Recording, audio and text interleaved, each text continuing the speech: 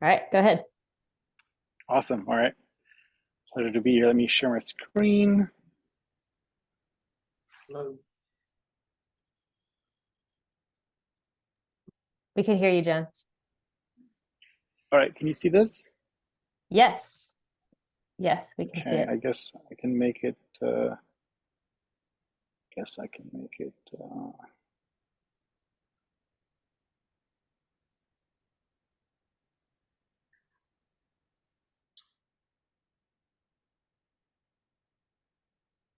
All right.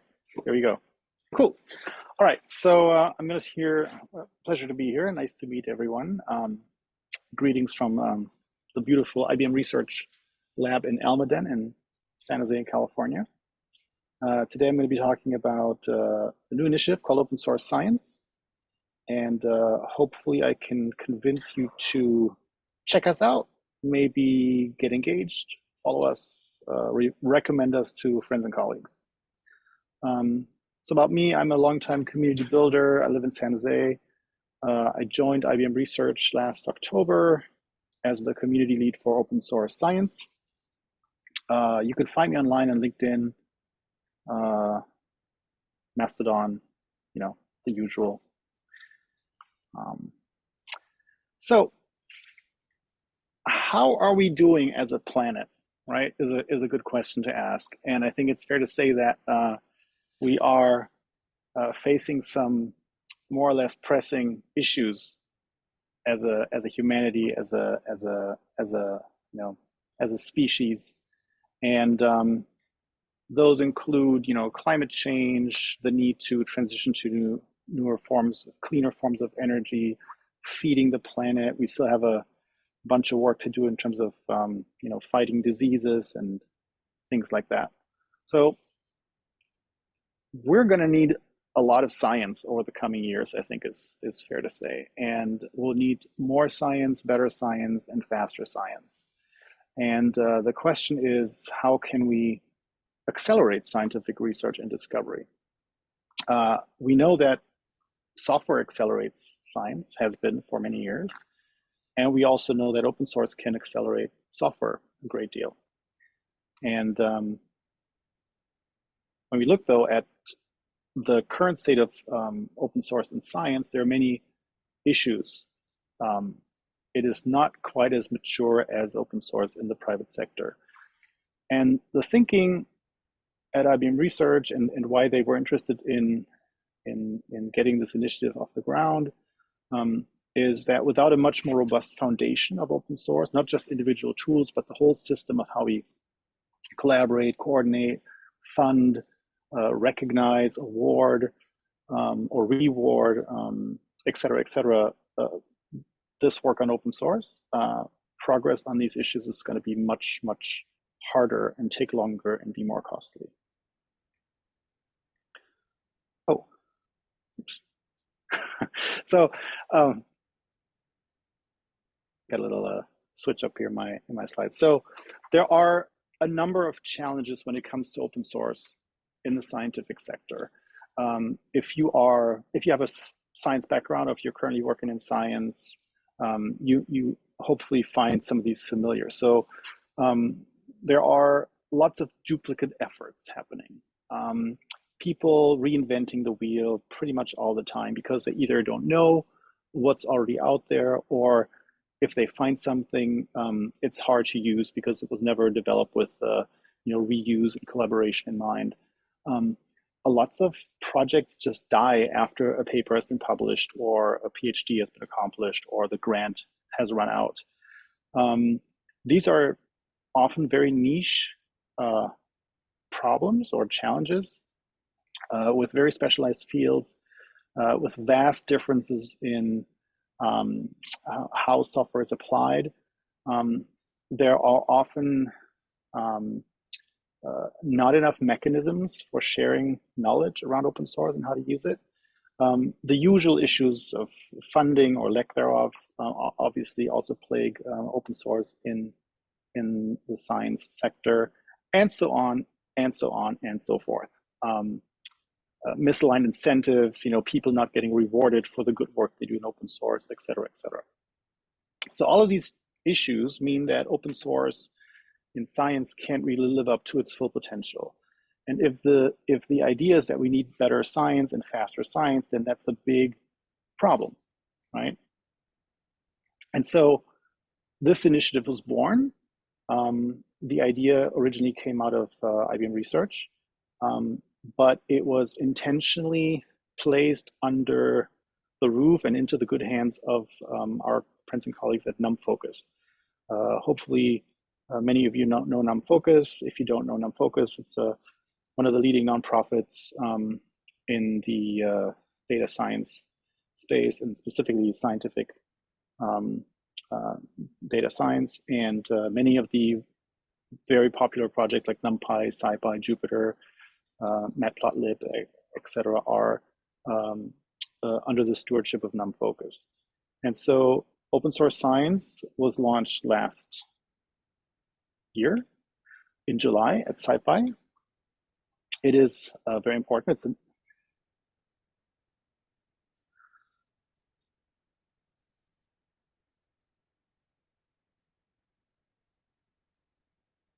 Excuse me. Oh, hold on.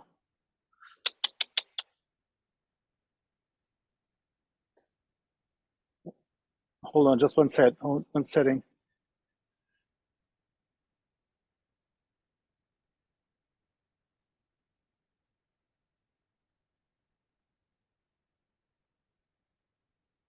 Hey, give me just one second.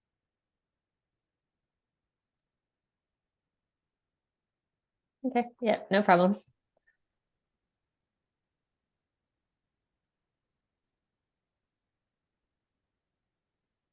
There's a technical difficulty here.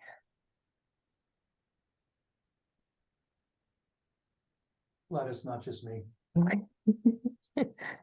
Sorry about that. I had another window open that was starting to activate, so sorry about that. Let me share my screen again.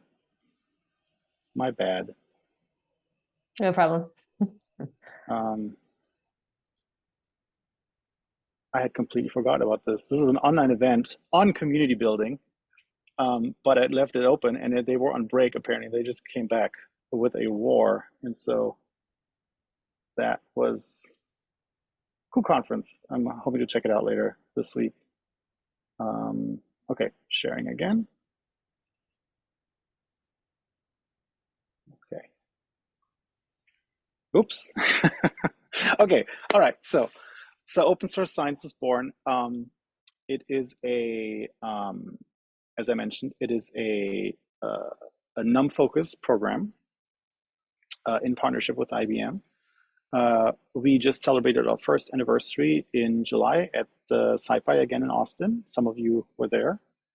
The goal is to accelerate scientific research with open source software and data.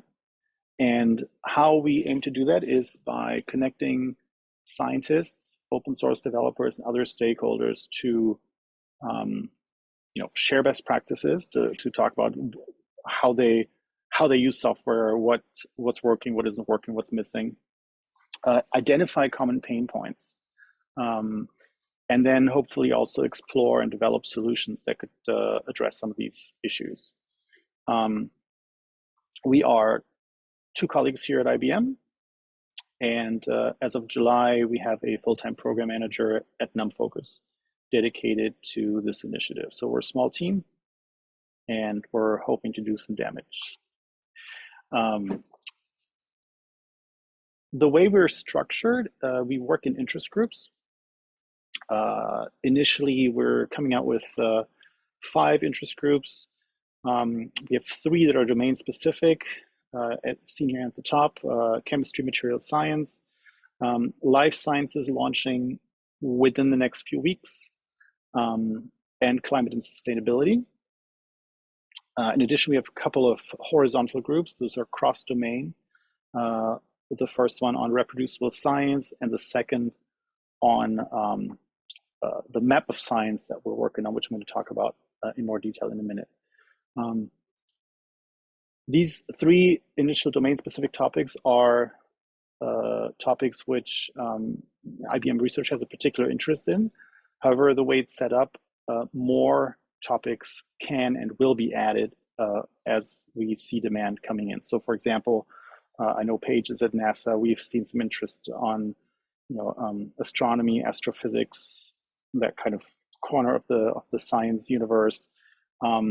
We also have seen interest in additional cross-domain groups. For example, there's a good interest in funding and sustainability of open source projects. So we're probably going to see additional groups emerge over time.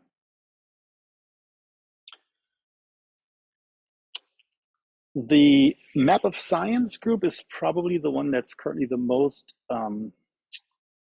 along the way in terms of achieving some concrete outputs.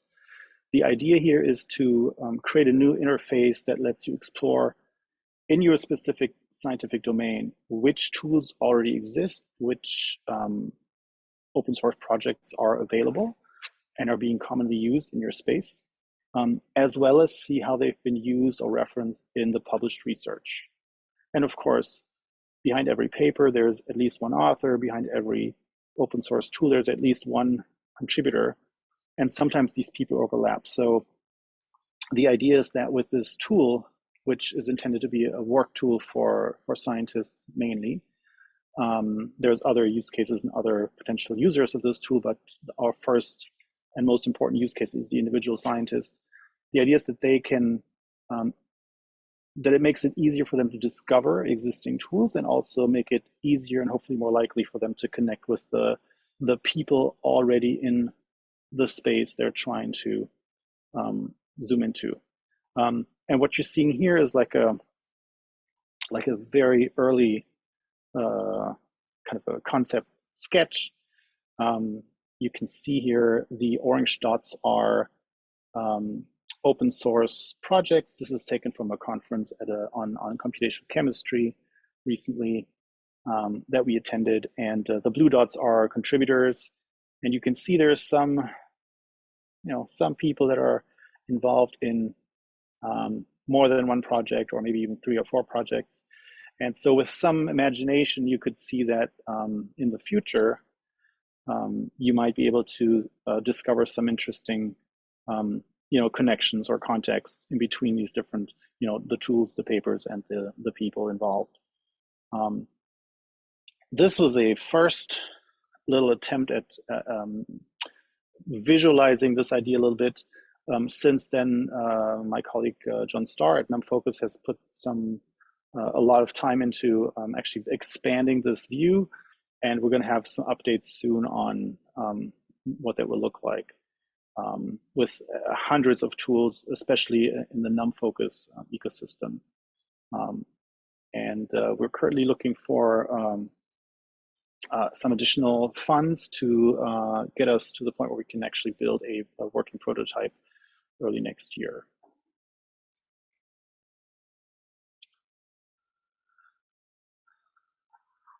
Other activities. So at the center, we have the interest groups. This is really where we invite people to collaborate in their specific topic areas or domains. In addition, we also started to do outreach into the wider ecosystem of people and organizations that are interested in this intersection of science and open source. We love to do meetups. We've been doing a bunch this year, including our first one in Africa, which Paige was kind enough to attend on our behalf in Accra, in Ghana. We are also working on launching a virtual meetup series similar to what we're doing here today in early next year. This is our second, what we call community visit. We were invited following this year's SciPy conference to join other groups to present open source science at their regular meetings. So this is the second one we're doing. And then we also are working on upping our content game. We have recently launched a new series where we talk to maintainers of some of these open source scientific software tools and talk to them about how their project came about, how they keep making it work, issues they're facing, challenges they're trying to overcome, etc. So we have a first few of these published, and maybe if you're involved in an open source project that does sciencey stuff, we're happy to feature you and or your team in one of these upcoming interviews.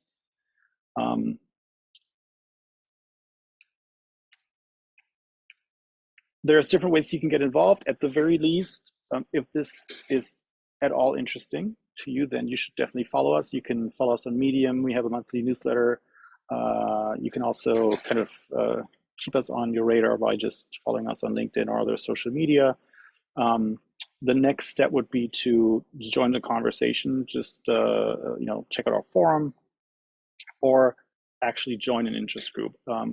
The interest groups are completely open. Anyone can attend. The notes are being published in a pretty timely manner on our forum. And should you decide to join, you also get an invitation to our Slack. So that is the current setup. And